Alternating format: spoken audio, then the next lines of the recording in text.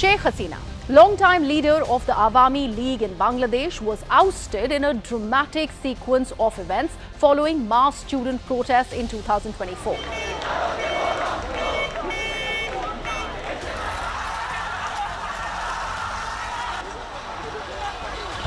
A transitional government headed by Mohammad Yunus took over, and the International Crimes Tribunal Bangladesh moved against Hasina, charging her with crimes against humanity.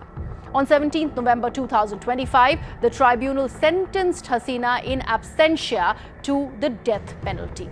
It is hereby ordered that accused Sheikh Hasina be found guilty on 3 counts under charge 1. Count number 1, incitement. Count number 2, order to kill.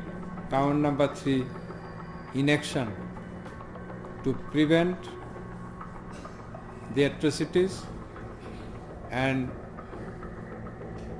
failing to take punitive actions against the perpetrators.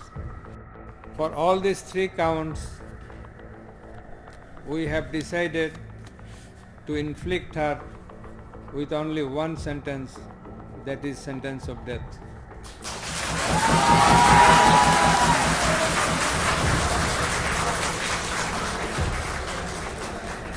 In parallel, the interim Bangladeshi government has asked India to extradite her, stating that her presence in India represents a refusal to respect justice and an unfriendly act.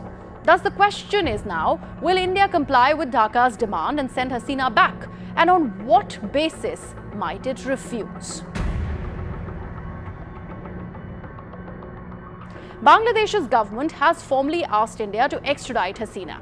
As per reports, in December 2024, Dhaka sent a note verbal, the standard diplomatic channel to New Delhi, requesting Hasina's return for judicial process.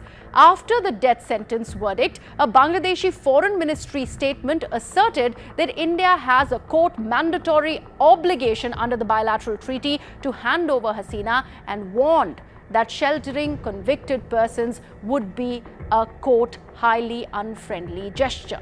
The letter cited the bilateral extradition treaty of 2013 that was amended in 2016 between India and Bangladesh. The treaty between India and Bangladesh and India's Domestic Extradition Act are central because they impose legal standards and also give India discretion. Dual criminality and procedural conditions. The treaty stipulates the principle of dual criminality, which means the offence for which extradition is sought must be punishable in both countries. Bangladesh's request appears to satisfy the procedural condition. The ICT has convicted Hasina and issued an arrest warrant which allows Dhaka to request her return. However, the nature of the offence, crimes against humanity, may not map perfectly onto India's domestic categorization, which gives New Delhi latitude to decline. Grounds for refusal could be that the treaty allows refusal of extradition if the offence is political in nature, or if the person sought risks unfair trial, or if the request appears trivial or not in good faith. India's Extradition Act 1962 similarly gives the Indian government power to refuse extradition if the request is politically motivated, oppressive, or not in the interest of justice. India's stance so far has been that India has not officially agreed to hand over Hasina. Its Ministry of External Affairs has said that it takes note of the ICT verdict and remains committed to Bangladesh's stability, democracy and inclusion, but has made no commitment to extradition. Analysts say that India is unlikely to yield. There are legal, diplomatic and strategic reasons to hold off. Beyond legalities, the dispute is profoundly political. The Awami League leadership and its supporters argue that the tribunal verdict itself is illegitimate. They contend that the trial was conducted under an unelected transitional government with no parliamentary mandate, making the process a kangaroo court or politically motivated witch hunt. Hasina herself has denounced the verdict as bias, claiming she is willing to face an independent court, even at The Hague. The Awami League insists any appeal or process should happen under a democratically elected government that includes their participation. This complicates acceptance of Dhaka's legal process. For India, these arguments matter. Extraditing someone when the requesting state's judicial process is seen as lacking legitimacy or impartiality raises risk of political backlash, humanitarian concerns, or setting a precedent. So will India send Hasina back? Putting all of the above together, the answer is it is highly unlikely that India will extradite Sheikh Hasina at this time. And here's why. Legal discretion. The treaty gives India a wide margin of legal discretion and the ability to refuse on grounds of political character of offence, risk of unfair trial, or lack of dual criminality. Political and diplomatic cost. Hasina is a former ally, and the Awami League has historically been India-friendly.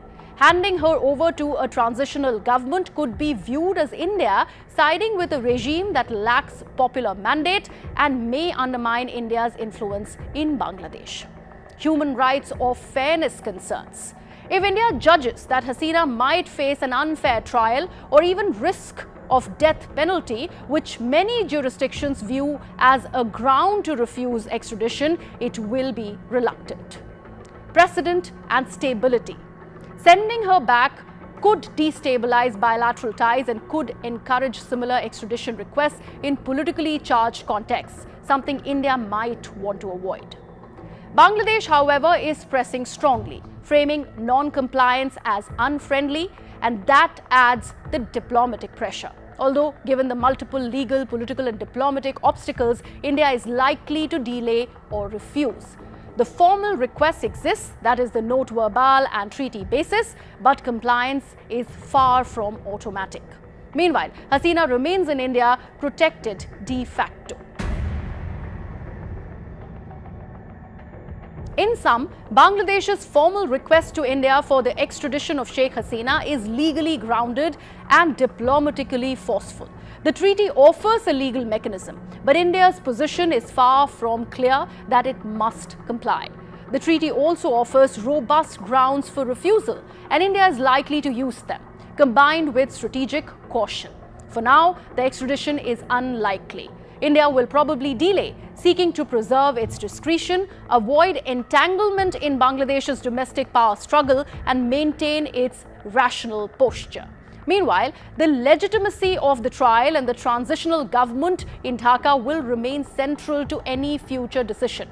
Should the Bangladeshi government address fairness concerns, invite independent observers, or ensure a trial under broader democratic legitimacy, the calculus might shift. But as of now, India is more likely sitting on the sidelines.